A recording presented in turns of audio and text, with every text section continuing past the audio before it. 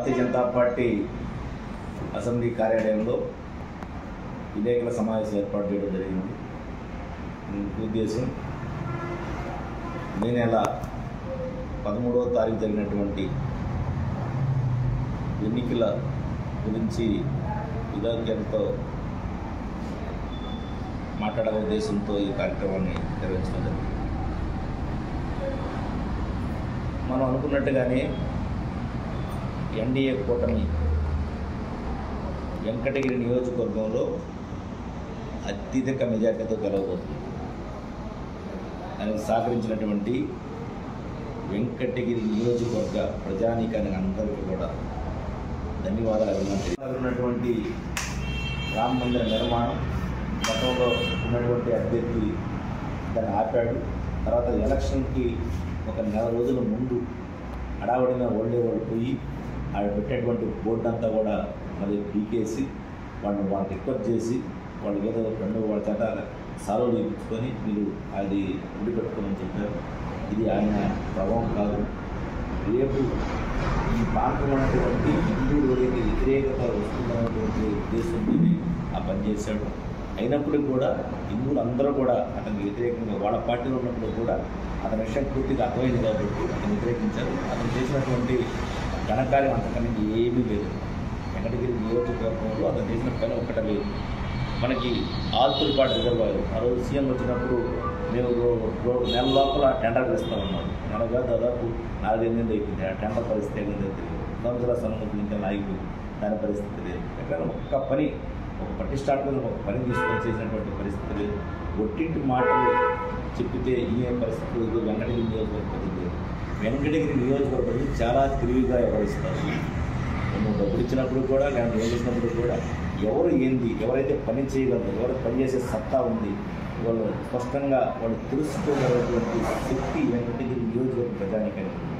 గతంలో కూడా ఇప్పుడు రామ్కుమార్ రెడ్డి గారు లేదంటే జనార్దన్ రెడ్డి గారు సీఎం ఉన్న టైంలోనే అతను ఓడించినటువంటి పరిస్థితి వెంకటగిరి నియోజకవర్గం ప్రజలు.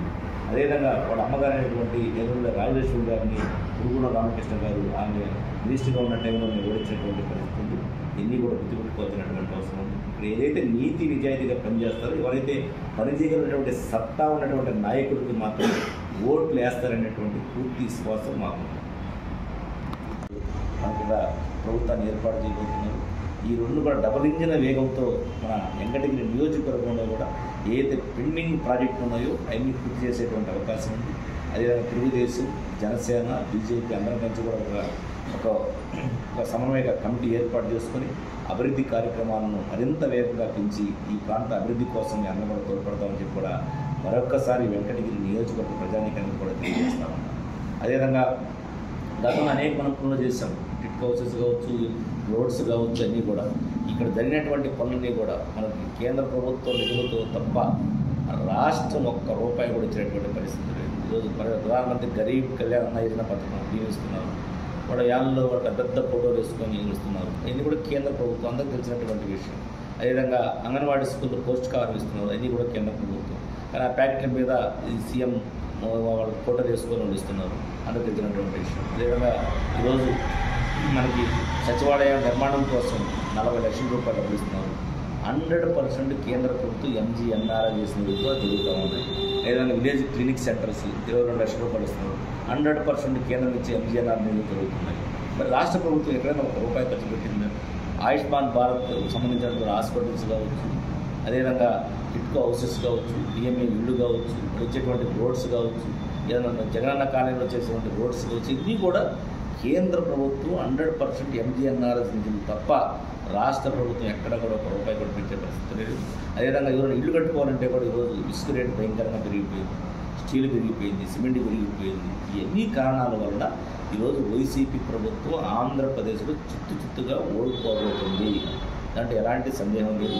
అదే వెంకటగిరి నియోజకవర్గం కూడా వైసీపీ అభ్యర్థి దాదాపు 25 నుంచి 40,000 ఓట్లు మెజార్టీ తేడాతో అతను ఓడిపోబోతున్నాడు. ఈరోజు ఎన్డీఏ కూటమి గెలవబోతుంది. దీంట్లో ఎలాంటి అనుమానాలకి తావచ్చేటువంటి పరిస్థితులు లేవు. కాబట్టి వెంకటగిరి నియోజకవర్గ ప్రజలను కూడా రాబోయేటువంటి రోజుల్లో మన శుభసూచకం అన్ని అభివృద్ధి కార్యక్రమం మనం ముందుకు తీసుకొని అని మన వెంకటగిరి నియోజకవర్గాన్ని అన్ని విధాల అభివృద్ధి చేసేదానికి భారతీయ జనతా పార్టీ ఇప్పుడు కూడా ప్రజల వైపు ఉంటుంది. గతంలో మేము 2014లో ఎన్డీఏ కూటమి పిలిచిన తర్వాత కూడా ఈయన తెలుగుదేశం కొన్ని ఇబ్బందికరమైన పరిస్థితులు తెస్తే జనభూమి కమిటీలు వేశారు. ఆ కమిటీని మేము కూడా స్పష్టంగా వ్యతిరేకించాం. అవసరమైతే మేము అక్కడక్కడ ధర్నాలు చేశాం, ప్రజల కోసం మేము నిలబడ్డాం. అదేవిధంగా మేము రాబోయేటువంటి ప్రభుత్వంలో కూడా అవసరమైతే తెలుగుదేశం నుంచి కూడా మేము వాళ్ళతో మాట్లాడి వాళ్ళ అవసరమైతే వ్యతిరేకించి ప్రజల కోసం పనిచేసేటువంటి పార్టీ భారతీయ జనతా పార్టీ అని చెప్పి నిరూపిస్తాం. దాంట్లో ఎలాంటి సందేహం లేదని చెప్పి కూడా మేము తెలియజేస్తున్నాం. మరొక్కసారి వెంకటగిరి నియోజకవర్గ ఓటర్లందరూ కూడా మీ అందరూ కూడా ధన్యవాదాలు తెలియజేస్తాం. ఎందుకంటే అందరూ కూడా ఎక్కువ మంది భారతీయ జనతా పార్టీ కూటమికి ఓటేశారు కాబట్టి మరొకసారి ధన్యవాదాలు తెలియజేస్తూ సెలవు తీసుకుంటాను. జై. మరిన్ని వీడియోస్ కోసం ఛానల్ ని సబ్స్క్రైబ్ చేయండి. లేటెస్ట్ అప్డేట్స్ కోసం వాట్సాప్ ఛానల్ ని ఫాలో చేయండి. అండ్ లింక్ డిస్క్రిప్షన్ లో ఉంది.